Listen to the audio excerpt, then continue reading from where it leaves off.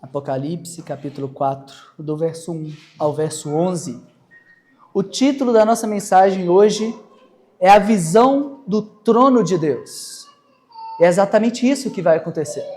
João, na ilha de Patmos, ele mais uma vez é arrebatado pelo Espírito. Então ele vê uma porta aberta no céu, e ele é arrebatado, e quando ele chega, ele vê um trono, o trono de Deus, o trono que nós cantamos aqui. Ele não só vê um trono, mas quando ele olha ao redor, ele vê 24 tronos, com 24 anciãos, com 4 seres viventes, e todos esses se dobram diante daquele que está sentado no trono. Nós vamos ver na pregação de semana que vem, que todos também se dobram diante do Cordeiro, Pai, Filho e Espírito, um só Deus, o nosso Deus. E nós vamos hoje então, meus irmãos, entrar em um terreno santo. Nós estamos lidando com a visão da glória de Deus, com a visão do trono de Deus. E como Moisés, nós faremos bem se nós tirarmos a nossa sandália, porque nós vamos entrar em terreno santo. Quero que você ouça com atenção e com fé a leitura dessa que é a palavra de Deus. Apocalipse, capítulo 4, verso 1 ao verso 11. Amém? Meus irmãos, assim diz a palavra do nosso Deus. Depois dessas coisas, olhei, e diante de mim estava uma porta aberta no céu. A voz que eu tinha ouvido no princípio, falando comigo, como de trombeta, disse: suba para cá, e lhe mostrarei o que deve acontecer depois dessas coisas. Imediatamente me vi tomado pelo Espírito, e diante de mim estava um trono no céu, e nele estava sentado alguém. Aquele que estava sentado era de aspecto semelhante a jaspe sadônio. Um arco-íris, parecendo uma esmeralda, circundava o trono, e ao redor do qual estavam uns 24 tronos. E assentado neles havia 24 anciãos. Eles estavam vestidos de branco, e na cabeça tinha coroas de ouro. Do trono saíam relâmpagos, vozes e trovões. Diante dele estavam acesas 7 lâmpadas de fogo, que são 7 Espíritos de Deus. E diante do trono havia algo parecido com um mar de vidro, claro como um cristal. No centro e ao redor do trono havia 4 seres viventes, cobertos de olhos, tanto na frente como atrás. O primeiro parecia com um leão, o segundo parecia com um boi, o terceiro tinha um rosto como de homem, o quarto parecia como uma águia em voo. Cada um deles tinha 6 asas, e era cheio de olhos, tanto ao redor como por baixo das asas, e dia e noite repetem sem cessar: Santo, Santo, Santo, é o Senhor Deus Todo-Poderoso, o que era, o que é e o que há de vir.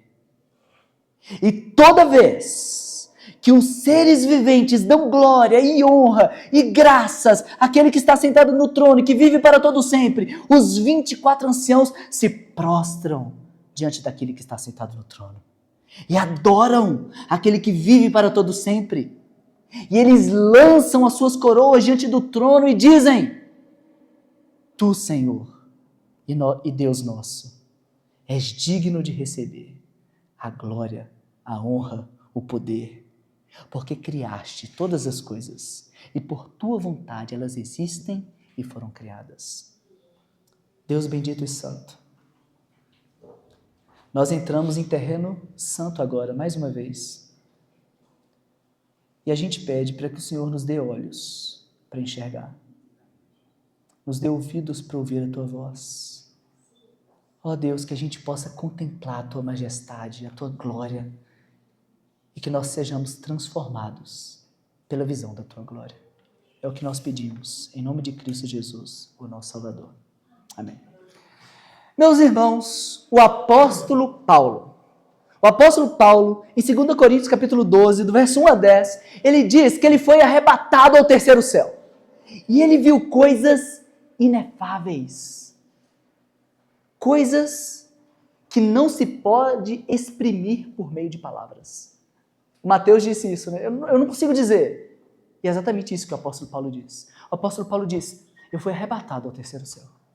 E eu vi coisas inefáveis. Coisas que a linguagem não dá conta. A linguagem não dá conta de descrever a glória de Deus. O apóstolo Paulo diz que ele viu isso. E ele diz mais, coisas que ao homem não é lícito dizer. Então ele sobe ao terceiro céu, ele é arrebatado. E ele tem uma visão da glória de Deus. E ele diz, é tão glorioso. Mas é tão glorioso que não dá para descrever em palavras. Não dá para narrar. Na verdade, nem é lícito. Porque se eu tentar descrever, a linguagem é insuficiente. Ela vai perder. Não tem como. Só que a revelação de Deus é progressiva. E Deus então se revela a João. Só que a João, ele dá uma missão diferente.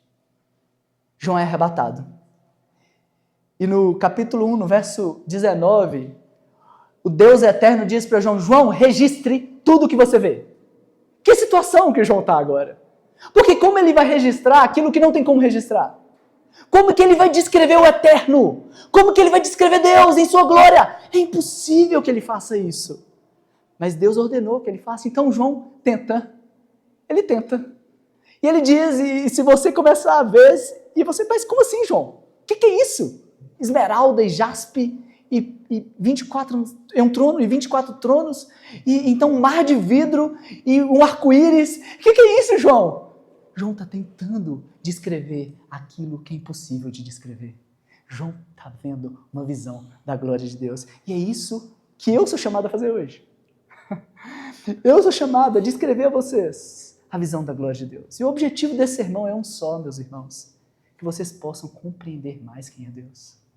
Que por meio das palavras, que são insuficientes, é verdade, mas que por meio dessas palavras vocês tenham um vislumbre, uma noção de quem é Deus, da sua santidade, da sua majestade, da sua glória, do seu poder, do seu domínio, do seu governo. O nosso Deus está sentado no trono. Ele rege e governa todas as coisas. Ele rege e governa a igreja. Ele rege e governa a sua vida. E esse é o nosso Deus, soberano sobre todas as coisas. Então João tenta fazer isso. E eu vou tentar fazer isso também. E a minha tentativa, ela está dividida em 6 partes. Eu quero que você olhe para a ordem de culto. Nós vamos caminhar hoje em 6 etapas. A primeira, nós vamos considerar o primeiro versículo, que fala sobre a porta aberta nos céus e a voz de trombeta. Nós vamos ver o que significa isso. No segundo momento, do versículo 2 ao versículo 3, nós vamos nos deter e procurar entender a visão do trono de Deus. João vê um trono e nós vamos procurar entender a visão que João tem. No terceiro momento, a gente vai procurar entender quem são esses 24 anciãos. Quem são esses 24 anciãos que não só aparecem aqui, mas no decorrer do livro de Apocalipse. No quarto momento, nós vamos ter um outro relato sobre o trono, e que do trono sai relâmpagos, vozes e trovões, como nós acabamos de cantar, né? E que também há lâmpadas e um mar de vidro. A gente vai procurar entender essa visão. No penúltimo momento, a gente vai ver quem são os 4 seres viventes. E em último, o que a gente faz com tudo isso? Qual que é o resultado de tudo isso? Esse é o objetivo desse sermão. O objetivo não é só sanar a sua curiosidade sobre quem são os 24 anciãos, ou sobre quem são os 4 seres viventes, o que representa isso, ou o que significa o arco-íris, ou a esmeralda, ou o jaspe. O objetivo não é satisfazer a sua curiosidade intelectual, mas o objetivo é, uma vez que você tem um vislumbre de quem é Deus, em sua glória, que você seja transformado, que você comece a viver de forma diferente, entendendo que há um Senhor nos céus, entronizado entre os querubins e serafins.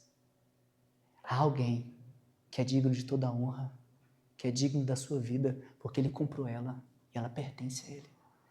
Então você vai ser encorajado, a uma vez que você tem um vislumbre da glória de Deus, a você agir de forma diferente, e você então viver no tempo presente para a glória desse Deus. Prontos para a jornada? Primeiro versículo, meus irmãos, versículo 1, é dito o seguinte: depois dessas coisas olhei, e diante de mim estava uma porta aberta no céu.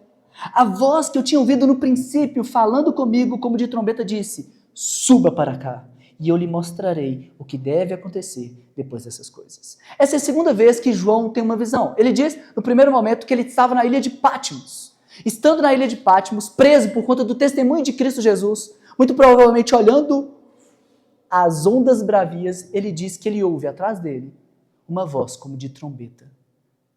Uma voz de trombeta é uma voz urgente. Uma voz de trombeta é uma voz que você precisa de ouvir. Ela está anunciando algo, importante. E ele diz uma voz, só que essa voz era como a voz de muitas águas. As águas que João estava vendo na ilha de Patmos foram suplantadas pela voz daquele que tem voz como de muitas águas. Uma voz poderosa. E quando ele ouve essa voz, o que ele faz? Ele vira. E quando ele vira, ele começa a tentar descrever. Aquele que eu via, ele tinha os cabelos brancos como a lã branca.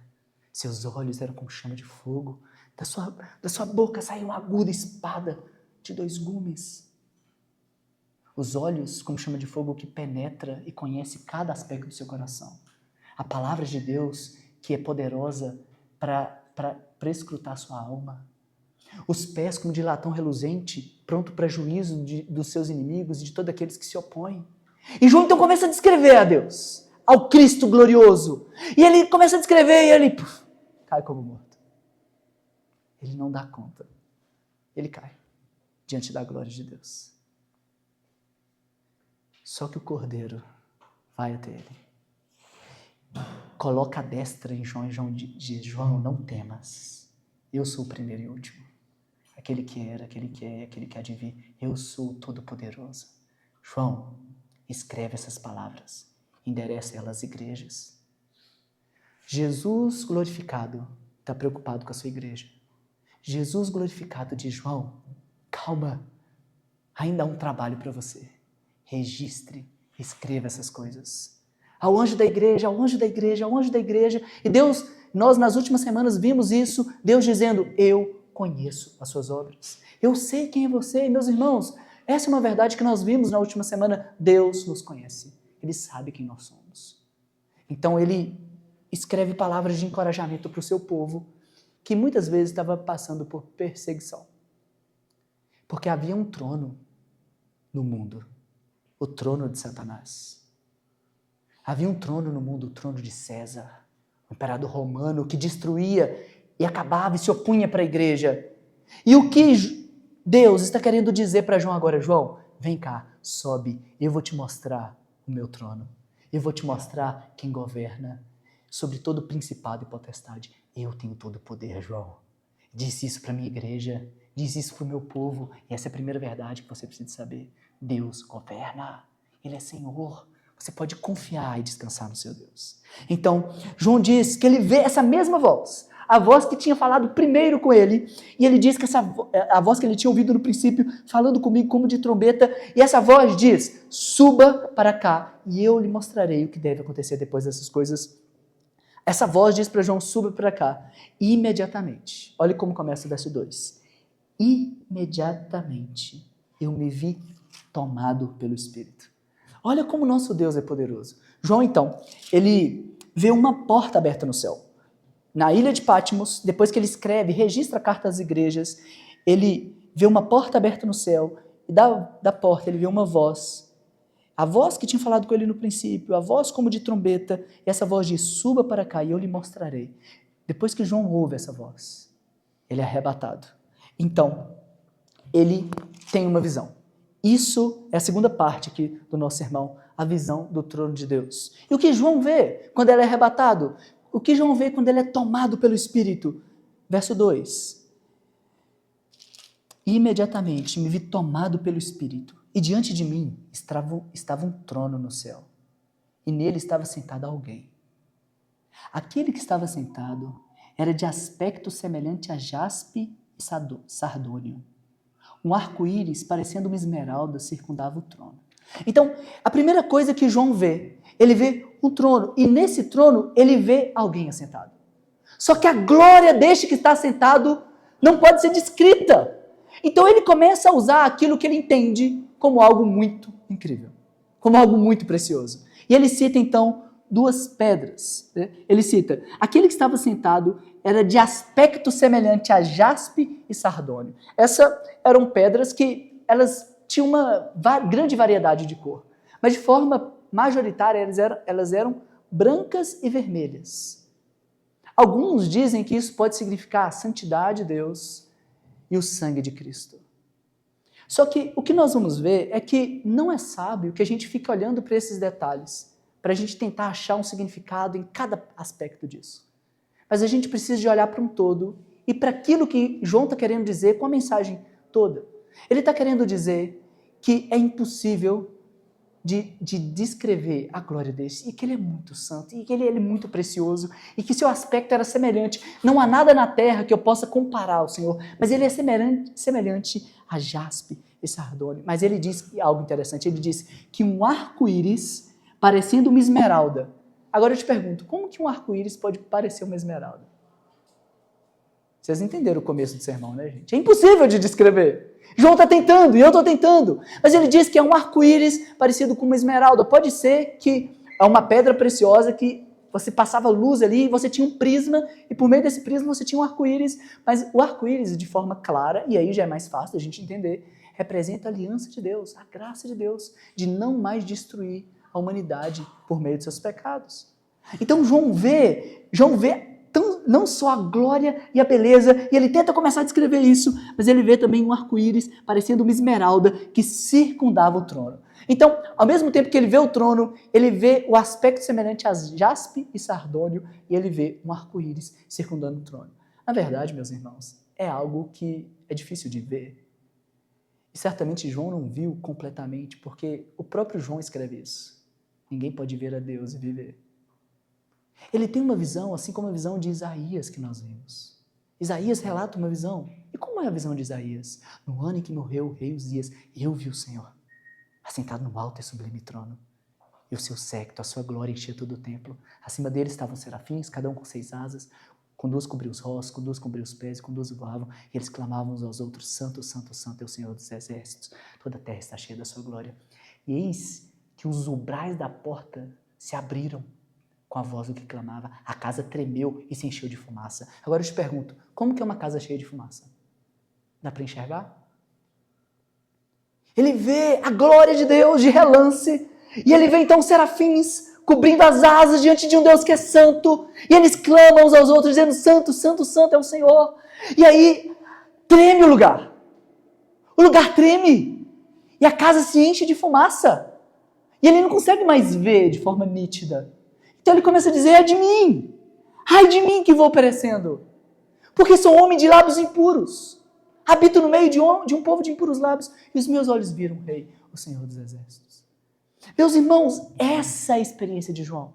A experiência de tentar descrever algo que não tem como. O nosso Deus é glorioso. Mas, meus irmãos, Deus tomou forma na pessoa de Cristo.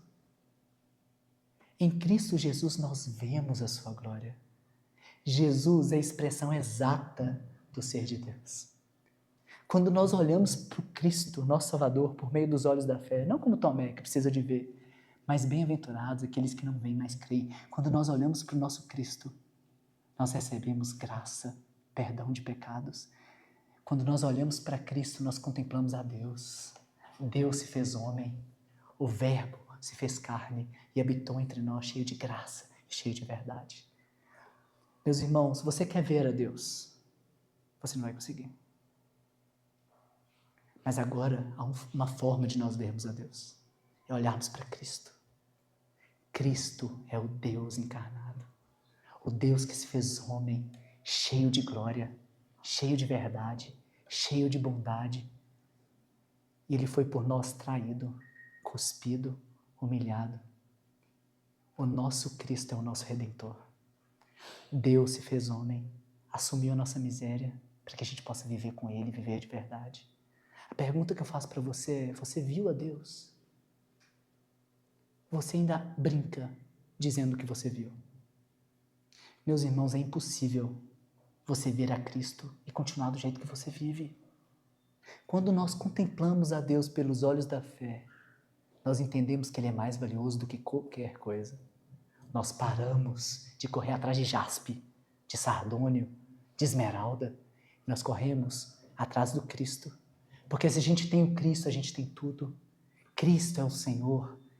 Meus irmãos, Cristo é mais valioso.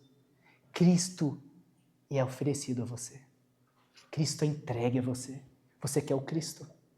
Você quer recebê-lo? A coisa mais gloriosa do mundo, a coisa mais valiosa do mundo é Cristo. Como diz Paul Washer, se nós colocarmos todas as belezas do mundo, de milhares de mundo, num lugar na balança, e a gente colocar Cristo em outro lugar, Cristo vale mais, Cristo pesa mais. Mas qual que é o nosso maior pecado? Cristo nos é oferecido e a gente prefere coisas passageiras e inúteis. Meus irmãos, o apelo desse sermão é para que você veja Cristo, veja como Ele é glorioso e se apegue a Ele, tendo Ele como o bem mais supremo da sua vida. E uma vez que você fizer isso, toda a sua vida vai ser ordenada. A sua vida vai encher de paz, de graça. O reino de Deus vai invadir primeiro o seu coração. O reino de Deus vai invadir a sua casa. O reino de Deus vai invadir a sua comunidade. E a gente vai viver um vislumbre daquilo que vai ser para sempre. É claro, a gente não consegue ver tudo. Como vai ser, meus irmãos, quando o nosso bendito Salvador rasgar os céus? Como vai ser? Nós não sabemos. Mas na igreja, a gente tem que ter um vislumbre disso. Os nossos relacionamentos uns com os outros têm que apontar para essa verdade. E João, então, ele começa a tentar descrever aquilo que é indescritível. E aí, depois disso, ele começa a... Olha só, eu tenho na página 4, eu acho que um comentário vai ajudar você a entender um pouco do que eu estou querendo passar aqui. Na segunda parte, diferente de Ezequiel, João evita qualquer linguagem antropomórfica, ou seja, uma linguagem humana para se dirigir a Deus, tanto que ele está falando de jaspe, né? Ele tenta fugir de uma linguagem antropomórfica, porque na verdade a linguagem ela é insuficiente mesmo. E em lugar dela, ele usa cores brilhantes de pedras preciosas para descrevê-lo. João, então, ele tem uma tarefa que é impossível. Então ele começa a descrever a Deus por meio de cores brilhantes de pedras preciosas. Isso é muito importante, gente, para que a gente não interprete Apocalipse de forma equivocada, alegórica e torta. Olha o que está dizendo aí. A maioria dos estudiosos crê que as pedras preciosas aqui, como em outros lugares, não têm um sentido individual. Elas devem ser interpretadas juntas. A combinação das cores brilhantes das pedras pode simplesmente representar o esplendor de Deus. Embora as referências de Ezequiel e de Êxodo sejam instigantes, pouca coisa no contexto sugere alguma relação com as duas passagens. A ideia de Deus habitando na luz inacessível, 1 Timóteo 6,16, pode muito bem oferecer a melhor explicação. Às vezes, a melhor explicação é a mais simples, né? Eu li, meus irmãos, esse é um dos sermões mais difíceis de preparar. Os teólogos, no fim das contas, eles divergem. Isso aqui pode significar isso, isso aqui pode significar isso, isso aqui pode significar isso, isso aqui pode significar isso, pode significar muitas coisas, e não há consenso. Mas uma coisa é verdade, João está tentando descrever aquilo que é indescritível, e o que ele está querendo passar, no fim das contas, apesar de uma interpretação poder variar aqui ou ali, o que ele está querendo dizer é que Deus habita na luz inacessível. Ele é todo glorioso, e João viu isso. Ele viu o trono de Deus, ele viu a glória de Deus. E agora ele começa a descrever mais dois seres, né? Ele fala sobre os 24 anciãos e sobre os 4 seres viventes. Verso 4. Olha o que diz acerca dos 24 anciãos. Ao redor do qual estavam outros 24 tronos, e assentado neles havia 24 anciãos. Eles estavam vestidos de branco e na cabeça tinham coroas de ouro. Então, pense na imagem. João, arrebatado ao céu, ele olha, ele vê um trono glorioso e brilhante, Deus habitando na luz inacessível, algo que certamente ofusca a visão de João. Ele não consegue ver, ele vê algo semelhante. E essa palavra vai se repetir ao redor de Apocalipse. Algo semelhante a. Porque nunca é preciso, nunca é igual. Ele diz, eu vejo algo semelhante, o aspecto era como de jaspe, com uma esmeralda e um arco-íris. Então, eu vi 24 tronos ao redor deste. Então você tinha o trono de Deus, todo glorioso, habitando na luz inacessível, e ao redor dele, 24 tronos. E nesses 24 tronos havia 24 presbíteros, 24 anciãos. 24 anciãos. E eles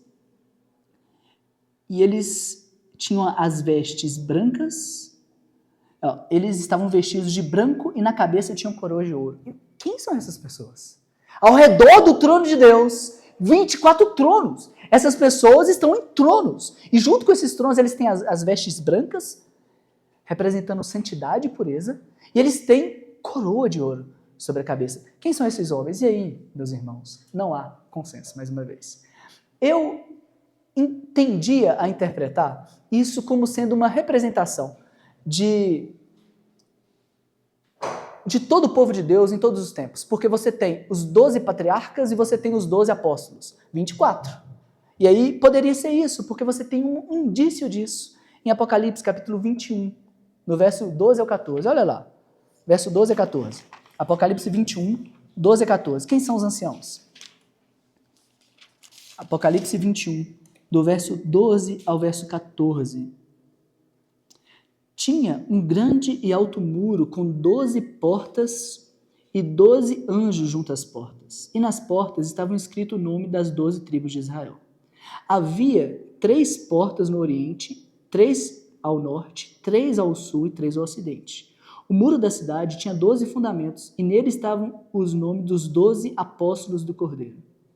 Então você tem, no versículo 12, dizendo: tinha um grande e alto muro com as 12 portas, junto com 12 anjos, e nas portas estava escrito o nome das 12 tribos de Israel. Então, 12 tribos de Israel. E aqui você tem, no último lá, no verso 14, os 12 apóstolos. Representação, 12. Poderia ser, mas na verdade, quem está tendo a visão? É João. João é um dos apóstolos. Como que ele pode ver ele mesmo lá? Tá. É difícil chegar a um consenso acerca disso. E eu fui convencido de que a minha interpretação inicial estava errada. Eu quero ler com vocês o que está no final da página 4. E a gente vai ver o que a gente pode aprender e quem pode, de fato, ser os 24 anciãos. Então, olha só, meus irmãos, no final da página 4, a gente vê que é um grande debate quanto à identidade dos 24 anciãos. Há aqueles que defendem que eles são seres humanos. No caso da minha interpretação inicial seria isso, né? Seres humanos, os 12 patriarcas e os 12 apóstolos. Os 12 patriarcas do Antigo Testamento e os 12 apóstolos do Novo, portanto, todo o povo de Deus. E aí o texto que a gente leu. Ou então pode ser também santos importantes do Antigo Testamento, visto como os que precederam os santos do Novo Testamento. Pode ser toda a comunidade, imagem elaborada com base nas 24 ordens do sacerdócio em 1 Crônicas. Pode ser a igreja como verdadeiro Israel, a contraparte celestial de todos os vencedores que permanece fiel a Deus. Pode ser uma corte celestial assentada em trono de julgamento. E aqueles que não acham isso, que em absoluto não é homens, mas se refere a seres angelicais, que está aí na página 5 da ordem de culto. Algumas ordens, a impressão ficou ruim na gente, mas eu acho que vai dar para ler grande parte aí. Aqueles que defendem que são seres angelicais. Muitos outros exegetas creem que esses anciãos são personagens angélicos. Não há outros seres humanos no capítulo 4. E em Isaías 24 e 23, os anjos podem ser chamados de anciãos.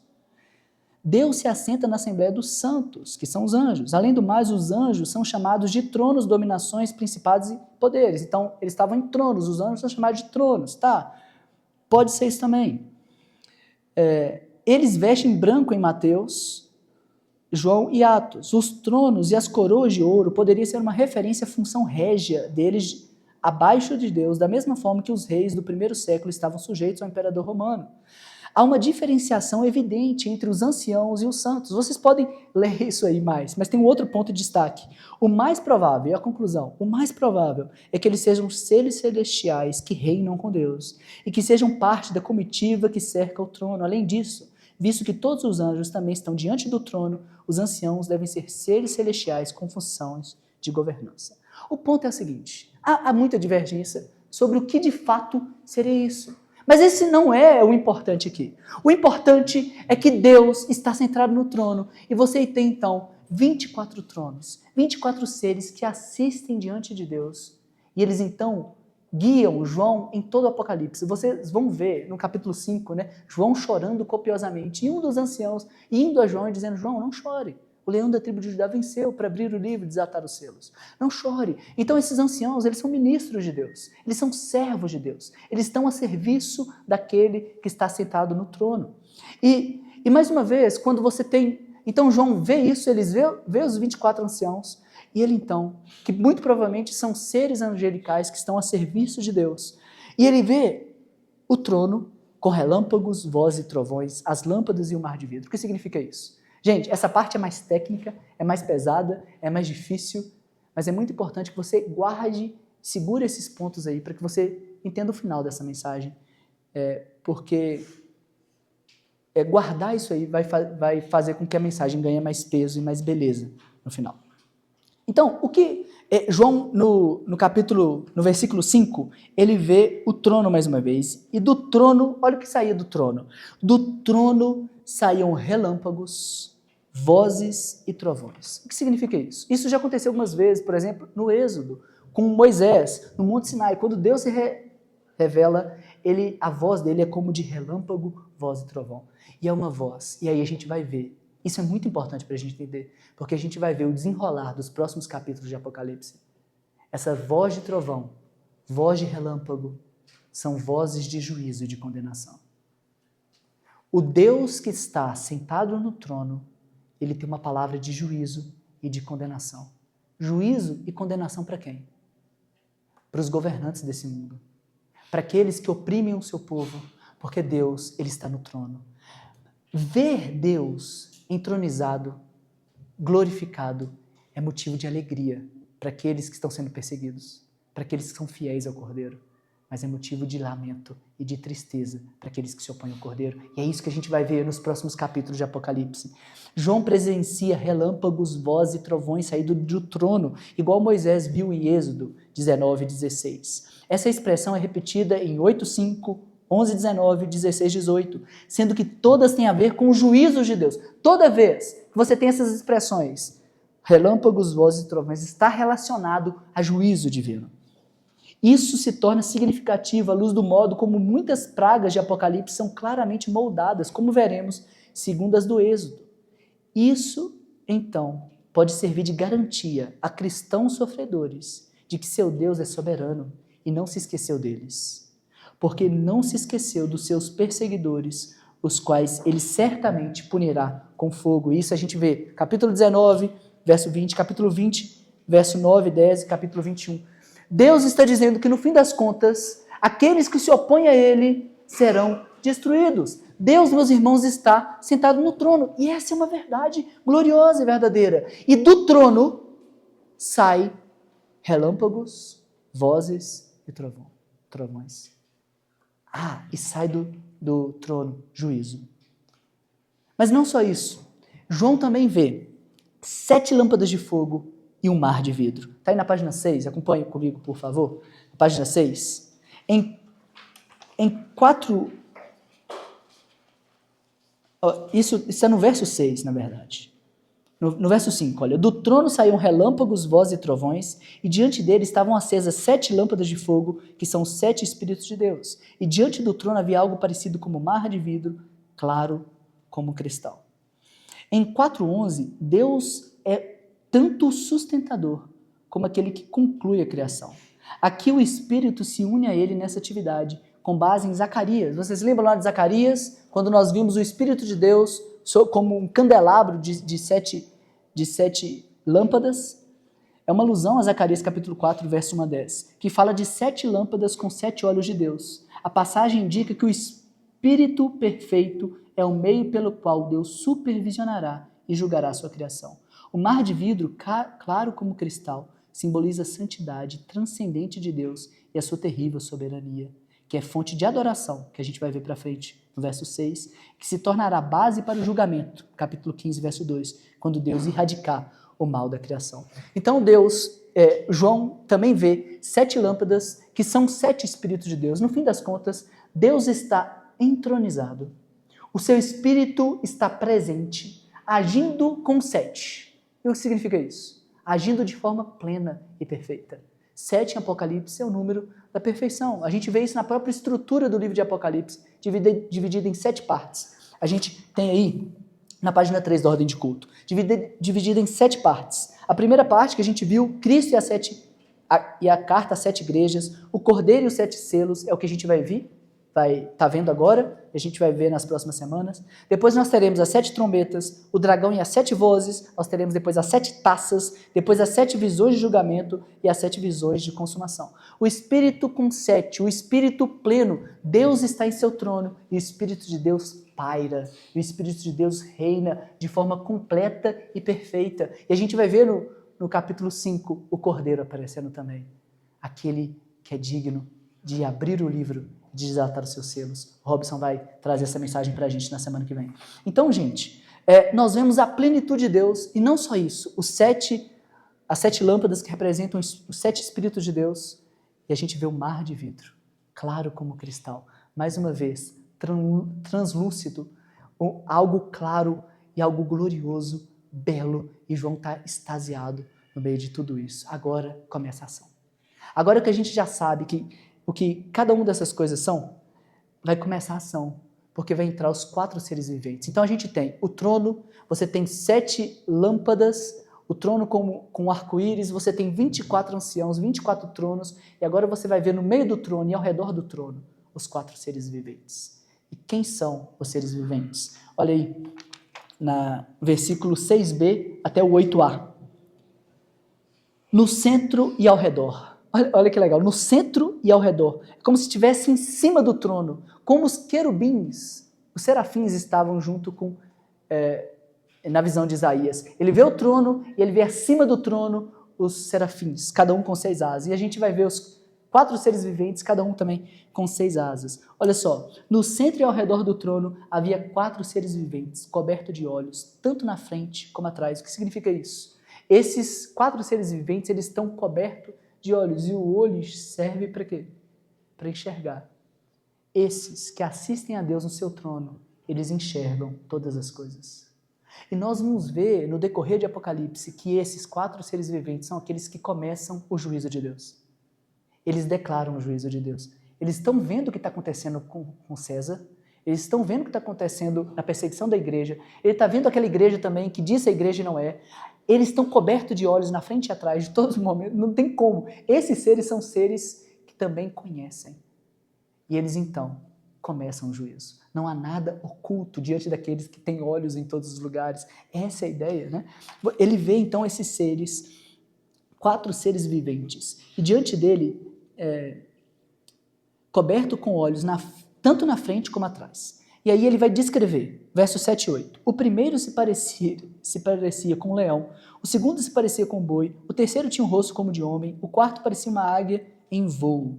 Cada um deles tinha 6 asas e era cheio de olhos. As asas também, cheias de olhos. Tanto ao redor como por baixo das asas. E de dia e de noite eles clamavam sem cessar. Essa é a segunda parte. Mas primeiro, então ele vê, e agora você consegue imaginar? Tá, você tem 4 seres. Esses seres, eles têm 6 asas. Essas asas estão cheias de olhos, eles também estão cheios de olhos. Eles estão em cima e ao redor do trono. E eles clamam sem cessar. Santo, santo, santo. Eles estão clamando freneticamente que aquele que está sentado no trono é santo. E ele está vendo o que está acontecendo. Ele sabe de todas as coisas. E aí vai descrever. Deixa eu te explicar quem são esses aí. Esses seres viventes. João vai te explicar. Presta atenção, que você vai entender. João vai te explicar. Ele parecia com um leão. O segundo parecia com um boi. O terceiro tinha o rosto como de homem. E o quarto parecia uma águia. E aí, você entendeu o negócio? Não é para entender, gente. Não dá. Não dá. Vocês estão entendendo o que a gente está lidando aqui? Vocês estão entendendo que a gente está no terreno santo. E que é impossível de descrever a glória do nosso Deus, a santidade do nosso Deus, a beleza, todo o exército que está sob o seu comando, sobre o seu domínio, sobre o seu poder, sobre a sua ordem. Meus irmãos, não tem nada que aconteça fora da vontade permitiva do nosso Deus. Ele governa até o mal, ele transforma o mal em bem, ele governa a sua vida, ele sabe o que está acontecendo. Ele quer que você seja conformado à imagem do seu filho, esse é o objetivo de Deus. Não é ele dar você uma vida boa aqui. Às vezes vai ter perseguição, mas o objetivo é que você seja transformado, o objetivo é que você veja esse que é santo, esse que é glorioso. E aí os teólogos começam a arrumar problema, né? E eu li uns 30 comentários para tentar entender. E o que eu posso dizer é que não há consenso. Esse é o sermão mais difícil de pregar, porque é uma visão da glória de Deus e só mostra a santidade de Deus, mas são coisas que não dá para serem descritas e a gente está tentando descrever. E os teólogos tentam descrever o negócio. E eu vou te dar melhor que eles chegaram, né? Página 6 aí. Quem são os 4 seres viventes, gente? Para a gente caminhar para o fim do nosso sermão. Há estudiosos, esses estudiosos, olha, eles, quando você fala assim, né? Há estudiosos, o cara dedicou a vida toda dele para saber grego, literatura apocalíptica, ele vai entender, ele vai me dizer o que é, né? Aí, quando você começa assim com esperança, há estudiosos, e aí no fim, tá, vamos lá. Há estudiosos que acreditam que os seres viventes representam a totalidade da criação animada, talvez particularizando aquilo que é mais nobre, aquilo que é mais nobre, o leão, aquilo que é mais forte, o boi, aquilo que é mais sábio, o homem, e aquilo que é mais ágil, a águia, na criação de Deus. Essa parece a opção mais viável. Tinha aí umas 5 páginas de comentário. Aí eu resumi para você nisso aqui, na conclusão dele. Parece ser a opção mais viável. Porém, as evidências são insuficientes para que se tenha certeza. Uma coisa é clara. Então, olha só, gente. Então, no fim das contas, não fica tentando especular demais. Eu vejo alguns pregadores falando, olha, o leão significa isso. Não, é especulação. Agora, o que é claro? Vamos nos ater o que é claro? Tem muitas questões que são obscuras e elas servem para humilhar você. Elas servem para ver que a sua teologia é insuficiente, que os seus 300 comentários, aqui gente, ó, um monte de comentário ali, bíblico, para o Robson ler e chegar a nenhuma conclusão na semana que vem, tô brincando. O capítulo 5 é muito mais fácil, né? Mas eles tentam especular, mas no fim das contas, vamos nos ater àquilo que é claro, aquilo que nós podemos ter certeza. João está lidando com coisas que não podem ser descritas. E o que é claro? É claro que esses 4 seres viventes combinam os querubins de Ezequiel 1 e 10 com os serafins de Isaías 6. Os 4 rostos são desenvolvidos a partir de Ezequiel 1:10 e 10:14 e os olhos ao redor a partir de 1:18, enquanto as 6 asas e o cântico litúrgico se originam de Isaías. Isso aí é claro. É claro que Isaías teve uma visão, Ezequiel teve outra e João teve outra. Eles estão tentando descrever a mesma coisa, eles descrevem com aspectos diferentes, com ênfases diferentes, porque é muito maior do que as nossas palavras podem exprimir. Essa é a verdade. Mas no fim das contas tem algo muito prático para a gente aprender, né? O que tem aí algo que fala sobre os olhos, eu quero ler, que o Bailey escreveu. Ele diz, os múltiplos olhos nos seres viventes significam onisciência divina, indicando que eles são agentes de Deus. Isso é muito importante. Isso é muito verdade. Independente de quem sejam os 24 anciãos, eles são agentes de Deus. Eles estão a serviço daquele que está sentado no trono. Eles estão com os ouvidos atentos à voz daquele que está sentado no trono. Essa é uma verdade. Isso é claro. Eles são agentes de Deus. À luz de 5:6 e de 5:8, os seres viventes também devem ser vistos como servos do Cordeiro. Eles não só são agentes de Deus, mas eles também são servos do Cordeiro. Eles são mencionados no capítulo 4 não apenas porque fazem parte do eterno séquito real ao redor do trono celestial, mas porque também dão início ao juízo sobre a humanidade e continuam a mediar esses juízos até a consumação final. Então a gente vai ver desses 24 anciãos como servos e agentes de Deus, mediando o juízo de Deus sobre todas as coisas, sobre toda a criação. Essa é a verdade. Gente, de tudo isso, o que a gente pode aprender? E o que é importante? Qual que é o grande centro? O que a gente pode tirar dessa mensagem para a gente? Está a partir do verso 8b até o 11. É a parte mais linda dessa pregação. E é com ela que a gente encerra. Olha o que diz, verso 8b.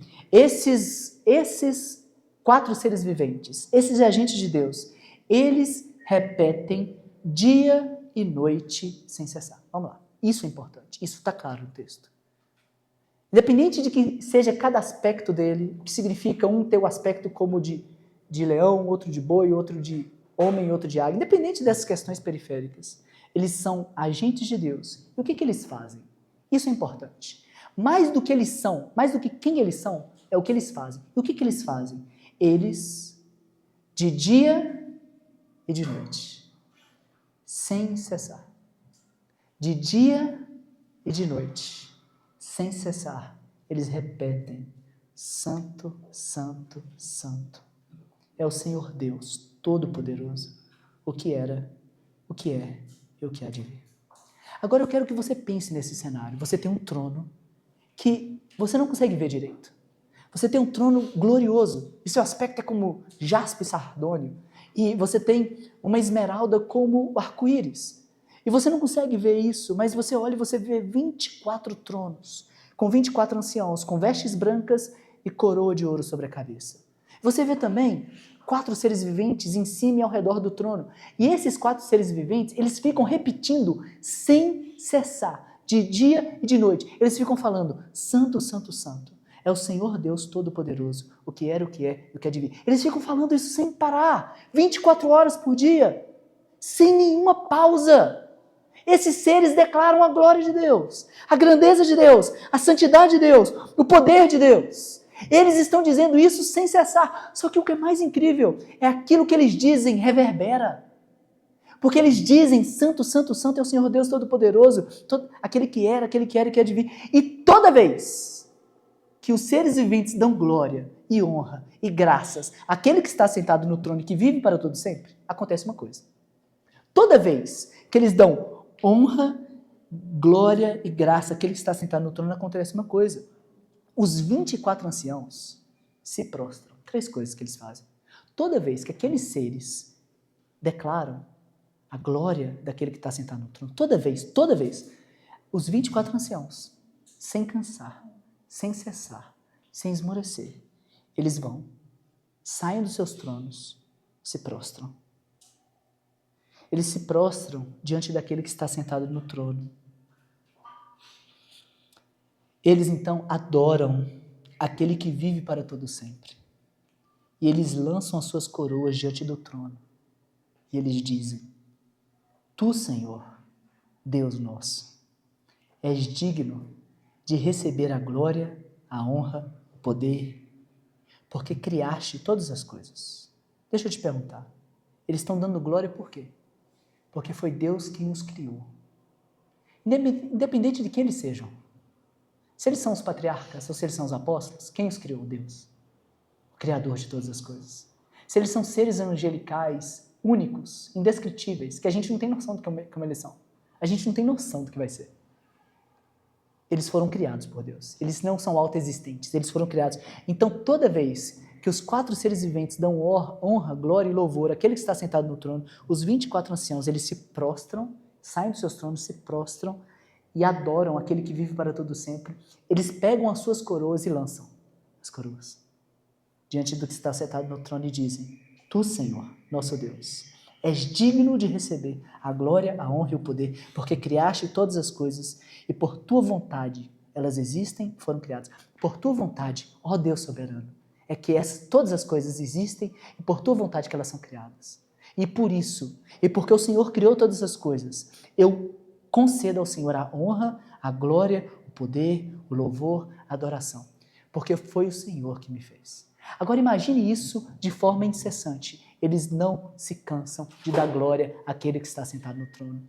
De forma incessante, os 4 seres viventes dizem: Santo, Santo, Santo.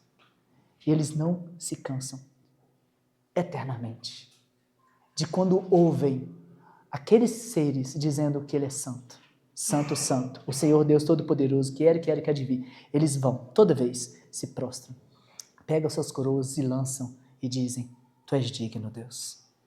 Senhor e nosso Deus, digno de receber a glória, a honra, o poder, porque criaste todas as coisas e por sua vontade elas existem e foram criadas.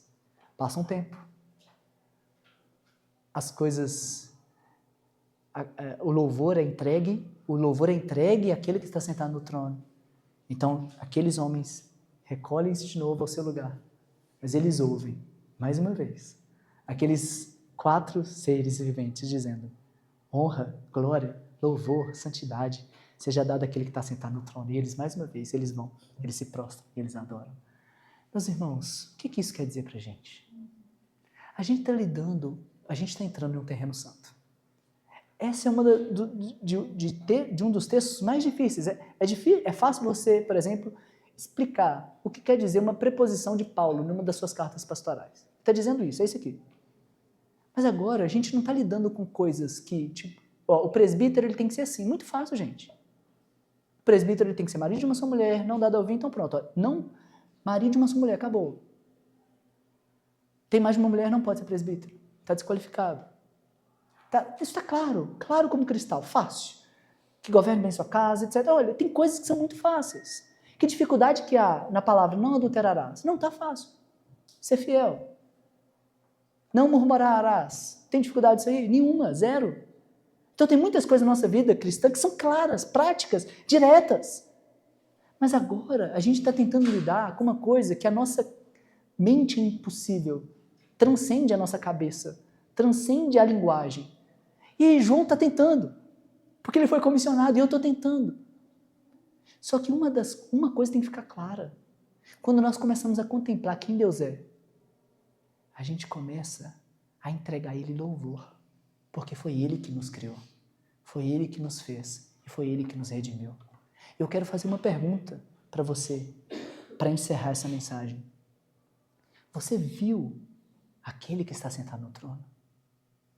Você consegue ver a face de Deus por meio da pessoa de Cristo? Porque Cristo, ele é domingo após domingo pregado aqui. Ele é exposto, ele é colocado diante de vocês por meio da palavra. Cristo, ele é exposto por meio da ceia todo domingo. Nós comemos dele. Ele é o pão que nos alimenta. E o sangue dele nos dá vida. Você viu o Cristo? Porque se você viu, a sua atitude tem que ser a mesma de Isaías, no começo do culto. Dizer, ai de mim, Senhor. Ai de mim que vou perecendo. Sou um homem de lábios impuros. Habito no meio de um povo de puros lábios. E os meus olhos viram o Rei, o Senhor dos Exércitos. E clamar por misericórdia. A sua atitude tem que ser a mesma, independente de quem sejam os 4 seres viventes e os 24 anciãos. A sua atitude tem que ser a mesma dele e dizer, Tu, Senhor, Deus nosso. A gente pode dizer isso. Senhor e Deus nosso. Tu és digno de receber a glória, a honra, o poder, porque criaste todas as coisas e por tua vontade elas existem e foram criadas. O que é a sua vida? Você consegue sustentar a sua vida? Você tem a sua vida em sua mão? Ela é sua, né? Então sustenta ela por 500 anos. O que é a sua vida? A sua vida é um dom de Deus. Deus te deu ela. Ele te concedeu para que você viva para a glória dele. Para que você viva para a glória daquele que criou todas as coisas e que por sua vontade todas as coisas existem e foram criadas. Aqueles 4 seres viventes existem, foram criados porque foi da vontade de Deus.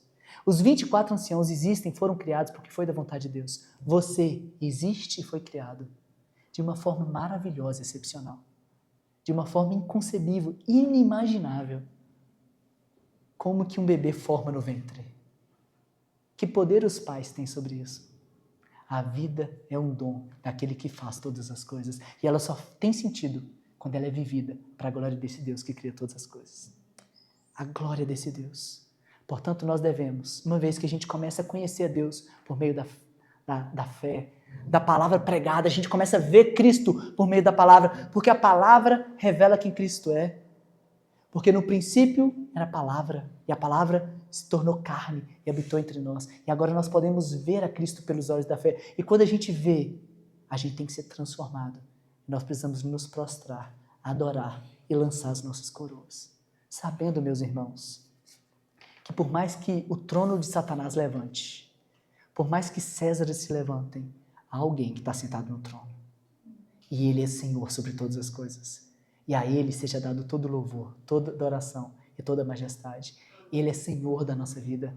E nós somos o seu povo. E a gente quer então viver para a glória do nosso Deus. E honrá-lo sempre e sempre sem cessar. Eu quero convidar você a curvar sua cabeça.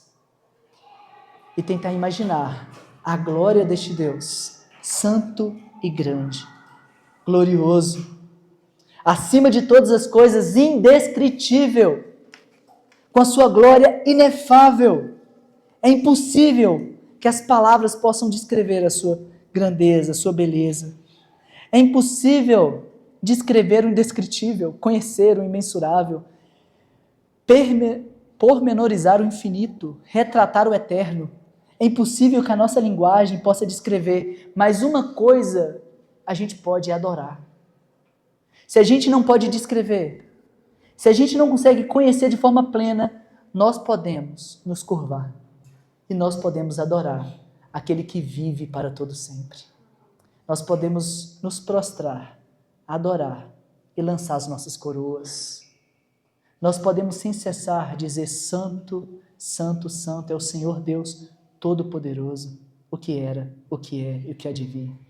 O Deus santo e glorioso, majestoso, indescritível. O Senhor, o nosso Deus. Não é um Deus distante, não é um Deus alheio, mas é o Senhor, o nosso Deus, que é digno de receber a glória, a honra, o poder, porque criou todas as coisas. E por sua vontade elas existem e foram criadas. Senhor bendito, nos dê um coração prontos a nos quebrar, a nos dobrar diante da tua glória e majestade. Ó Senhor, abra os nossos olhos para que a gente possa ver a tua beleza, a tua glória, a tua santidade. Que a gente possa então viver de forma diferente no tempo presente, lançando ao Senhor as nossas coroas, entregando ao Senhor as nossas vidas e vivendo para a tua glória, porque na tua presença há delícias perpetuamente, alegria plena à tua destra. Ó Deus, nos dê a graça de poder contemplar a tua glória. Como Robson disse aqui mais cedo, nós queremos, Deus, te ver. É impossível contemplar o esplendor do Senhor, mas o Senhor se fez carne. Nós queremos ver o nosso Salvador. Nós queremos abraçar o nosso Salvador. Nós queremos estar com Ele. Nós queremos nos lançar aos teus pés. Nós queremos receber o pão da sua mão. Naquele grande e bendito dia que o nosso Salvador virá rasgar os céus e vai nos dizer, e vai dizer para a tua igreja, para a tua noiva: venham, benditos do meu Pai, para o reino que tenho preparado. Ó Deus, nós queremos esse banquete. Nós queremos ver a tua glória e ser transformados por ela. Nos ajude. É o que pedimos em nome de Cristo, nosso Salvador. Amém. Amém, meus irmãos. Agora nós vamos participar do banquete